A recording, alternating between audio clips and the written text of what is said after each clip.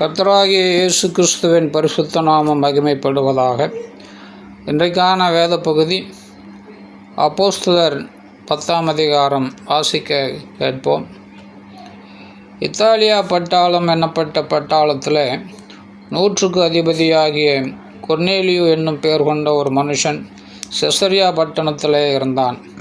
அவன் தேவ பக்தியுள்ளவனும் தன் வீட்டார் அனைவரோடும் தேவனுக்கு பயந்தவனுமாயிருந்து ஜனங்களுக்கு மிகுந்த தர்மங்களை செய்து எப்பொழுதும் தேவனை நோக்கி ஜெபம் பண்ணி கொண்டிருந்தான். பகலில் ஏறக்குறைய 9ஆம் மணி நேரத்தில் தேவனுடைய தூதன் தன்னிடத்தில் வரவும் கொர்நேலியுவே என்று அழைக்கவும் பிரத்யட்சமாய் தரிசனம் கண்டு அவனை உற்று பார்த்து பயந்து, ஆண்டவரே, என்ன என்றான். அப்பொழுது அவன், உன் ஜெபங்களும் உன் தர்மங்களும் தேவனுக்கு நினைப்பூட்டுதலாக அவர் சன்னதியில் வந்தெட்டியிருக்கிறது. இப்பொழுது நீ யோப்பா பட்டணத்துக்கு மனுஷரை அனுப்பி பேதுரு என்ற மறுபெயர் கொண்ட சீமோனை அழைப்பி, அவன் தோல் பதனிடுகிறவனாகிய சீமோன் என்னும் ஒருவனிடத்தில் தங்கியிருக்கிறான். அவனுடைய வீடு கடலோரத்தில் இருக்கிறது. நீ செய்ய வேண்டியதை அவன் உனக்கு சொல்லுவான் என்றார். கொர்நேலியு தன்னுடனே பேசின தேவதூதன் போன பின்பு தன் வீட்டு மனுஷரில் 2 பேரையும் தன்னிடத்தில் சேவிக்கிற போர்ச்சேவகரில் தேவ பக்தியுள்ள ஒருவனையும் அழைத்து எல்லாவற்றையும் அவர்களுக்கு விவரித்து சொல்லி அவர்களை யோப்பா பட்டணத்துக்கு அனுப்பினான். மறுநாளிலே அவர்கள் பிரயாணப்பட்டு அந்த பட்டணத்துக்கு சமீபித்து வருகையில் பேதுரு 6ஆம் மணி நேரத்தில் ஜெபம் பண்ணும்படி மேல் வீட்டில் ஏறினான். அவன் மிகுந்த பசியடைந்து சாப்பிட மனதாயிருந்தான்.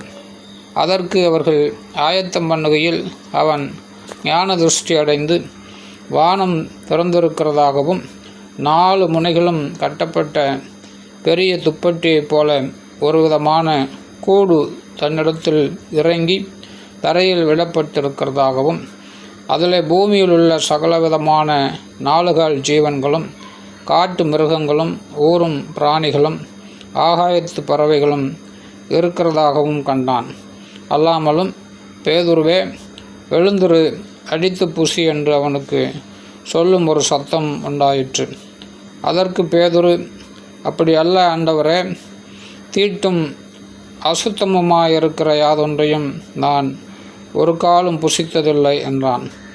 அப்பொழுது, தேவன் சுத்தமாக்கினவைகளை நீ தீட்டாக எண்ணாதே என்று 2ஆம் தரமும் சத்தம் அவனுக்கு உண்டாயிற்று. 3ஆம் தரமும் அப்படியே உண்டாயிற்று. பின்பு அந்த கூடு திரும்ப வானத்துக்கு எடுத்து கொள்ளப்பட்டது.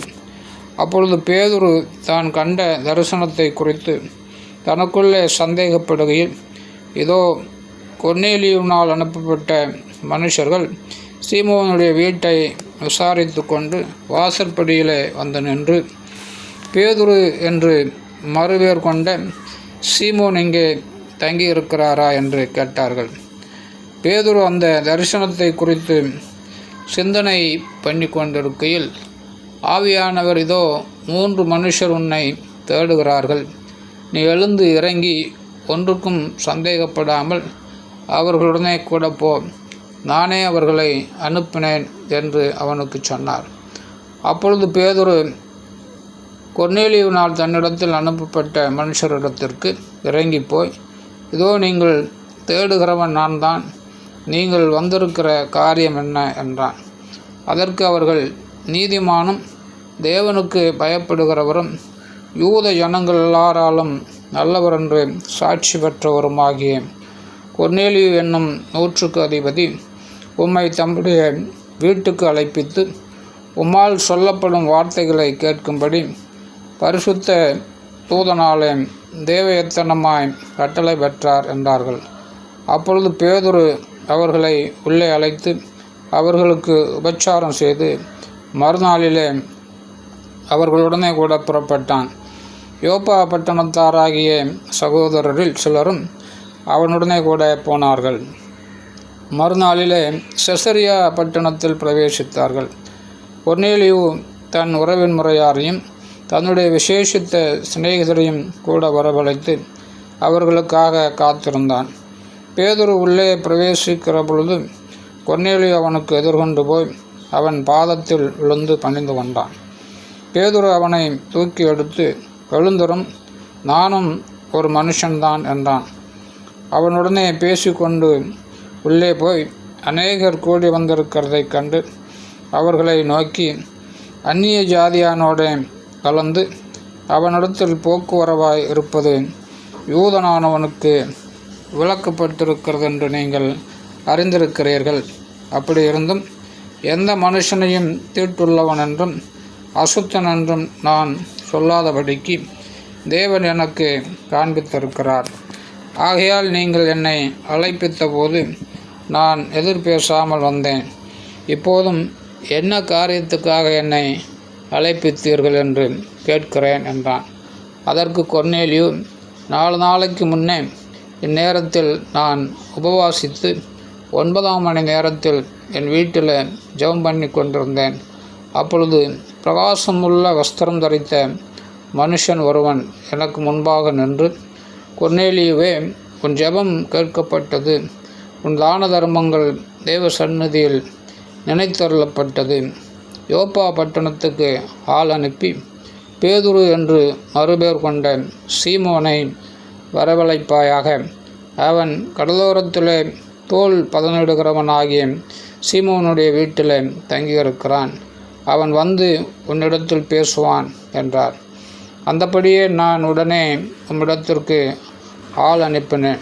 நீர் வந்தது நல்ல காரியம். தேவனாலே உமக்கு கட்டளையிடப்பட்ட யாவையும் கேட்கும்படிக்கு நாங்கள் எல்லாரும் இப்பொழுது இங்கே தேவ சமூகத்தில் கூடியிருக்கிறோம் என்றான். அப்பொழுது பேதுரு பேசத் தொடங்கி, தேவன் பட்சபாதம் உள்ளவர் அல்ல என்றும் எந்த ஜனத்திலாயினும் அவருக்கு பயந்திருந்து நீதியை செய்கிறவன் எவனோ அவனே அவருக்கு உகந்தவன் என்றும் நிச்சயமாய் அறிந்திருக்கிறேன். எல்லாருக்கும் கர்த்தராயிருக்கிற இயேசு கிறிஸ்துவை கொண்டு அவர் சமாதானத்தை சுவிசேஷமாய் கூறி இஸ்ரவேல் புத்திரருக்கு அனுப்பின வார்த்தையை அறிந்திருக்கிறீர்களே. யோவான் ஞானஸ்நானத்தை குறித்து பிரசங்கித்த பின்பு கல்லேயா நாடு முதற்கொண்டு யூதேயா தேசமெங்கும் நடந்த சங்கதி இதுவே. நசரேயனாகிய இயேசுவை தேவன் பரிசுத்த ஆவியினாலும் வல்லமையினாலும் அபிஷேகம் பண்ணினார்.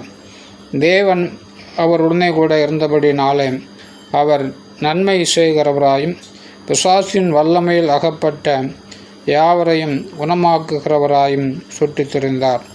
யூதருடைய தேசத்திலே எருசலேமிலும் அவர் செய்தவைகள் எல்லாவற்றிற்கும் நாங்கள் சாட்சிகளாயிருக்கிறோம். அவரை மரத்திலே தூக்கி கொலை செய்தார்கள். 3ஆம் நாளிலே தேவன் அவரை எழுப்பி பிரத்யட்சமாய் காணும்படி செய்தார்.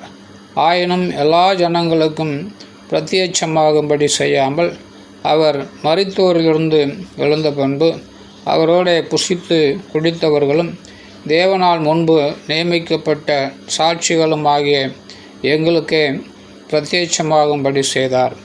அன்றியும் அவரே உயிரோடு இருக்கிறவர்களுக்கும் மரித்தோர்களுக்கும் தேவனால் ஏற்படுத்தப்பட்ட நியாயாதிபதி என்று ஜனங்களுக்கு பிரசங்கிக்கவும் சாட்சியாக ஒப்புவிக்கவும் அவர் எங்களுக்கு கட்டளையிட்டார். அவரை விசுவாசிக்கிறவன் எவனோ அவன் அவருடைய நாமத்தினாலே பாவ மன்னிப்பை பெறுவான் என்று தீர்க்கதரிசிகள் எல்லாரும் அவரை குறித்தே சாட்சி கொடுக்கிறார்கள் என்றான்.